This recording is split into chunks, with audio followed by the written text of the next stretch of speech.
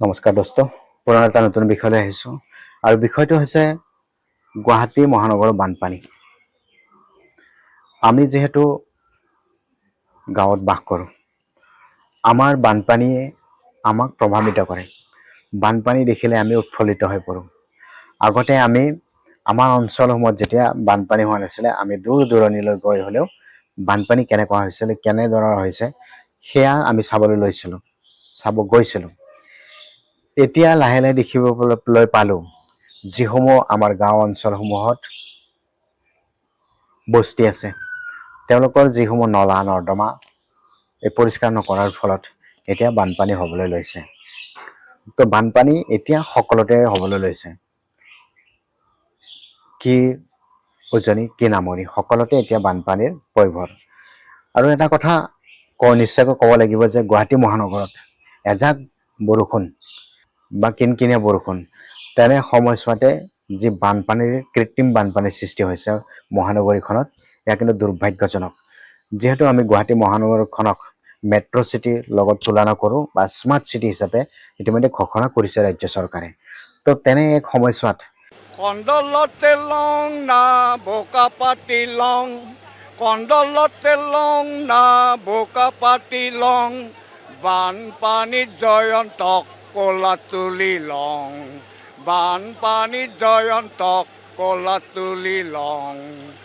জয়ন্ত আহিব বানপানী চাবা, গেলা পানীত ভৰি নোৱাৰে দিবা, মৰমতে জয়ন্তক কলা তুলি ল'ম। ৰাইজে পানীৰ সৃষ্টি হৈছে কৃত্ৰিম বানপানী, এয়া কিন্তু দুৰ্ভাগ্যজনক। আৰু এতিয়া ক'বলৈ নাই যে আমেৰিকাতো বানপানী হয়, অসমতো বানপানী হয়। আপোনালোকৰ যিহেতু চৰকাৰ ডাবল ইঞ্জিনৰ চৰকাৰ, ইঞ্জিন আপোনালোকৰে, তো গতিকে কেন্দ্ৰতো আপোনালোকৰ ভাৰতীয় জনতা পাৰ্টীৰ চৰকাৰ আৰু অসমতো ভাৰতীয় জনতা পাৰ্টীৰ চৰকাৰ। গতিকে এই যিটো বানপানীৰ সমস্যা গুৱাহাটী মহানগৰত সৃষ্টি হয় বাৰে বাৰে সাধাৰণ এজাক বৰষুণতে, এয়া এখন মহানগৰীৰ বাবে দুৰ্ভাগ্যজনক। আৰু এই মাষ্টাৰ প্লেনসমূহ আচলতে সঠিকভাৱে নোহোৱাৰ ফলত আজি গুৱাহাটী মহানগৰখনত এনেধৰণৰ বানপানীৰ সৃষ্টি হৈ থাকে। সময়ছোৱাত আমাৰ ইয়াতে হয়তো নেৰানেপেৰা কেতিয়াবা 10-12 দিনলৈকে ইয়াত বৰষুণ হয়। তেনে সময়ছোৱাত আমাৰ ৰাজ্যখনত আগতেও এটা বিভিন্ন দল সংগঠনৰ দাবী আছিলে যে অসমৰ যি বানপানী সমস্যা ইয়াক ৰাষ্ট্ৰীয় সমস্যা হিচাপে ঘোষণা কৰিব লাগে।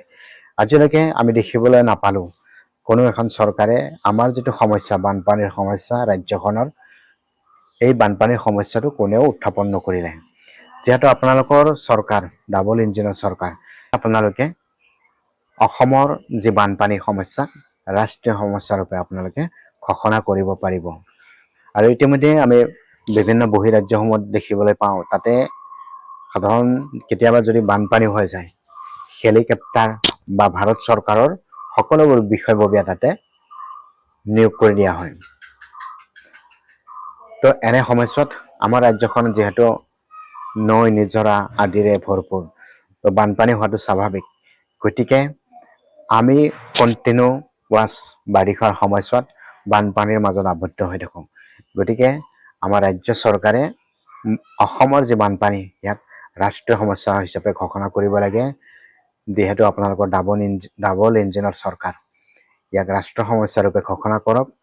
অনাগত দিনত আমাৰ যাতে এই সমস্যাসমূহ বা আমাৰ যিসমূহ লোকৰ ক্ষয় ক্ষতি হয় তাৰ ফলত সকাহ পায়, কৃষিজীৱী লোকসকল যাতে সকাহ পায়, তাৰ বাবে আপোনালোকে এই যি অসমৰ বানপানী, এই বানপানীৰ ৰাষ্ট্ৰীয় সমস্যা ৰূপে ঘোষণা কৰক। আৰু যদিহে কিবা কথাখিনি ইনফৰ্মেটিভ যেন লাগিছে তেতিয়াহ'লে লাইক, কমেণ্ট আৰু ছাবস্ক্ৰাইব কৰি দিবলৈ নাপাহৰিব। ধন্যবাদ।